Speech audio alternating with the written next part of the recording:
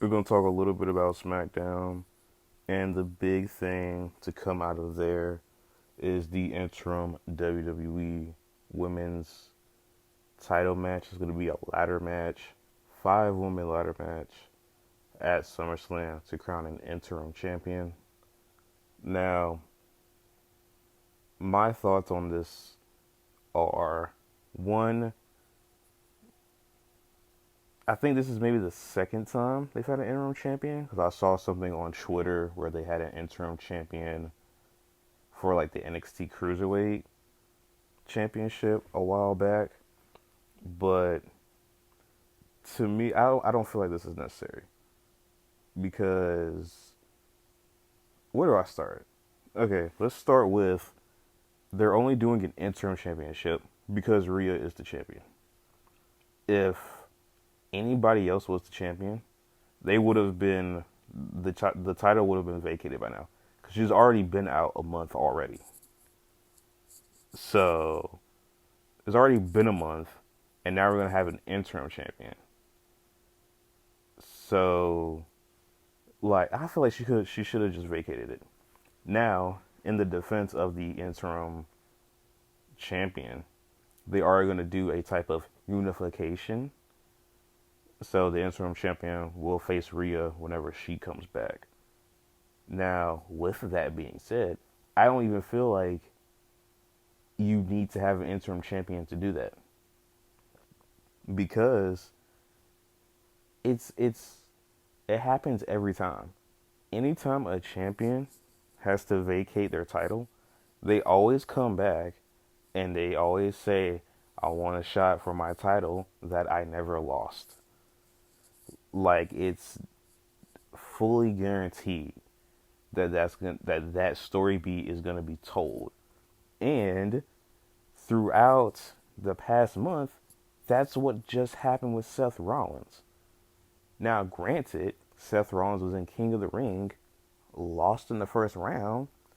Oba won King of the Ring, did not use his title shot, and then Seth just walked up to Roman and just got a title shot. And what's the point that he said during King of the Ring and to Roman? That he never lost the title. So, even though we went through a bunch of fucking hoops to get back to Seth challenging for the title that he vacated, we still got there. So, having the interim championship is just redundant because there's no way, storyline wise or business wise, that you're not gonna have Rhea go back for that title that she had or that she had to vacate. You're gonna run that back anyway. Now, I personally feel like it's just because they need a women's title. They need another women's title match at SummerSlam, right? Like they just need to have the WWE Women's title be a part of SummerSlam, which is completely understandable. But just vacate it, or it should have been vacated because it's already been a month since we've seen Rhea. And it's going to be a slight detraction on whoever wins it because they're not the true champion, they're just the interim champion. And sure, it'll build storylines, but again, there's no way that WWE wouldn't have Rhea challenge for it again. So just let somebody have that WWE Women's title for however long, and just let it be. Because if their reign isn't really that memorable, it's not gonna matter anyway. And they barely do anything with these women's title reigns anyway. So it honestly doesn't matter. What did Tiffany do with the title? Outside of the stuff that happened with Charlotte at WrestleMania, I can't think of anything. What did Jade do? Jade didn't do anything with it. Who had it before her? Nia Jax. Now, Nia had the story with Tiffany about that of like, oh, like are you trying to cash in on me? Like what? Like, All that stuff was like interesting, but I came in like right at the end of that story being told. But the company doesn't do anything for either of the women's titles. Like they choose one women's title to care about, and the other ones are just like whatever. Because when Stephanie had the title, they didn't have anything for her. She fought Raquel like 50 times, and I like Raquel, but you should have something set up. They haven't done anything with Liv outside of putting her in the queen of the ring, which she shouldn't have been in anyway, and her getting to the finals, losing to Io, and then Io just picking her. It's like, well, this match that we had at Queen of the Ring should have just been for the title. If you were gonna pick her anyway, like it's just like I don't know. And when Io had the title before Naomi cashed in, there wasn't really much outside of now when they did the Io Rhea stuff. Like, of course, that's been happening a lot. But the story of Rhea cannot beat Io is decent enough to be like, okay, like, well, like, is she gonna beat her now? But yeah, the interim thing. I mean, it's redundant, but whatever. But 99% sure that whoever comes out of it is gonna lose to Rhea, because I don't think they're gonna take it off of Rhea. Part of me thinks that if Rhea was not injured, that they might have just ran Io versus Rhea if Io still won Queen of the Ring, so that you can double back on that. But I digress. Now, the really wow, this is the only other thing that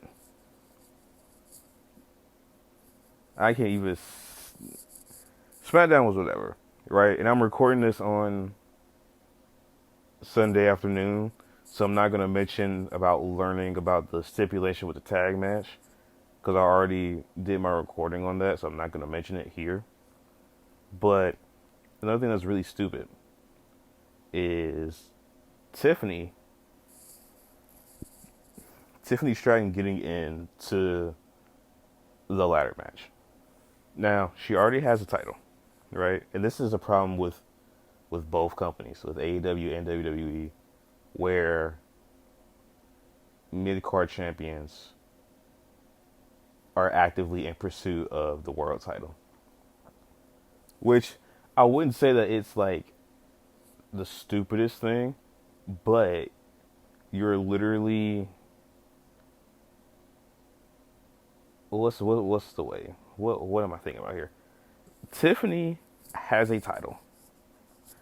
You should build a program for her to have a title defense at that pay-per-view. There are enough matches going on night 1 and night 2 so that every title can be defended. There's no reason that it shouldn't be that. Right? And you have wrestlers who you're not using that you can use to build some type of story or match. Like, where is Jordan Grace at? Like, Jordan Grace had like a couple matches. She had a match for the women's title when Jade was champion. Why is Jordan not on SmackDown wanting a shot at like the US title? You just had a US title match at Night of Champions with Jade and Tiffany. Now, I'm not saying that I want to see that ran back, but there are plenty of people that you can plug in to have some type of match. Where is Chelsea at? Why not have Chelsea like fight to get a shot back at the women's United States title? You don't. I get that she's from Minnesota, but she doesn't need to be in that ladder match. She already has a title. Do some fucking booking, some storytelling. I'm not even saying storytelling. Have another fucking fatal 4-way gauntlet match or whatever for a number 1 contender for SummerSlam. Just do that.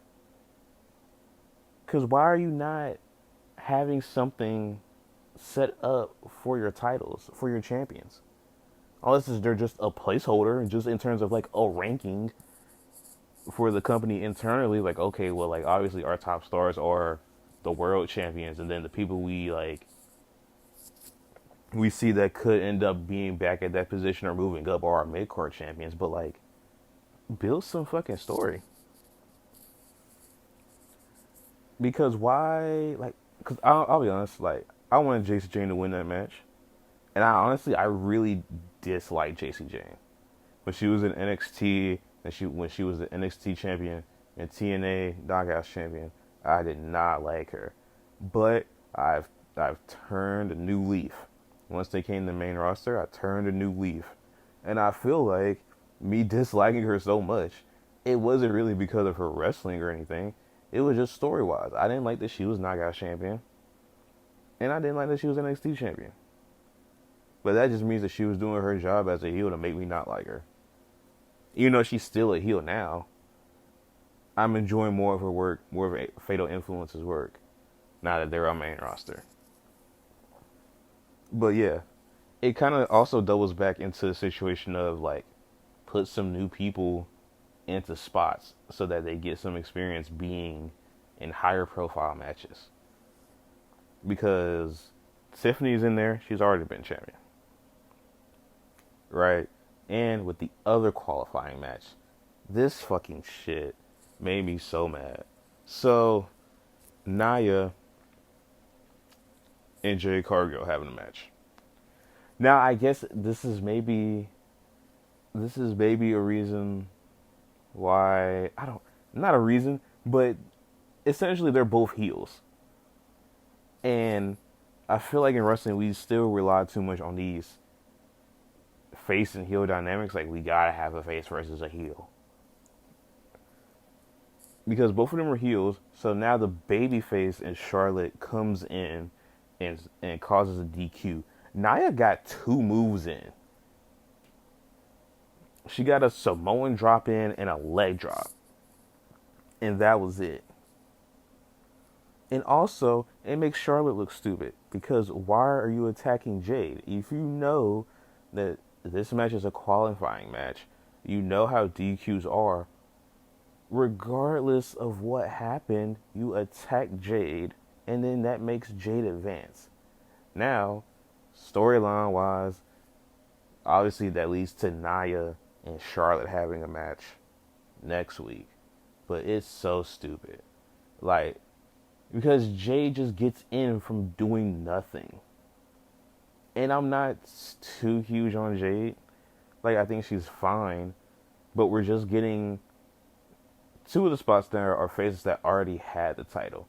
And you can argue that both of them clearly received a demotion after their title losses. After their WWE Women's Championship title losses. Right? Because immediately after Jay loses it, she's going after Tiffany for the title. And, you know, Tiffany obviously, when she lost it, she was messing around in the United States Championship scene. So, regardless of how, you know, you want to view it, they both took a step down. So now both of them are back up there. Get some different people in there. Get Jordan in there. Get Grace in there. Then you can put Charlotte, Chelsea, maybe, I'm trying to think who the other one will be. Because I saw a screenshot that somebody made, or an image that somebody made of who is more likely going to be. It's probably going to be Tiffany, Jade, Charlotte, Chelsea, and I forget who the 5th one is. I feel like I'm forgetting somebody. I forget who the 5th one would be. Because I couldn't even tell you everybody on the women's roster right now. Who else is like a sizable deal?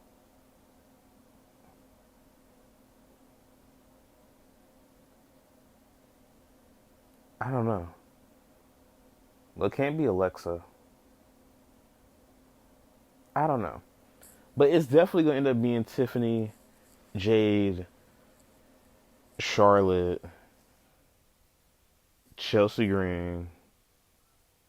I want to say Julia. I like Julia to be in there.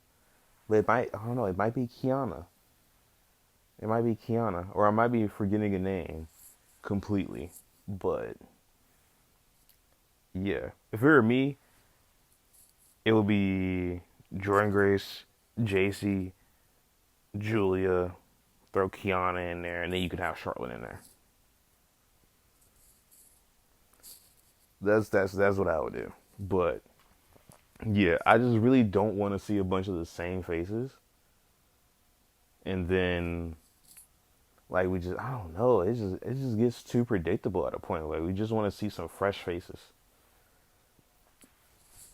And then on a long scale prediction, let's say that Charlotte wins it, and then we can do Charlotte and Rhea.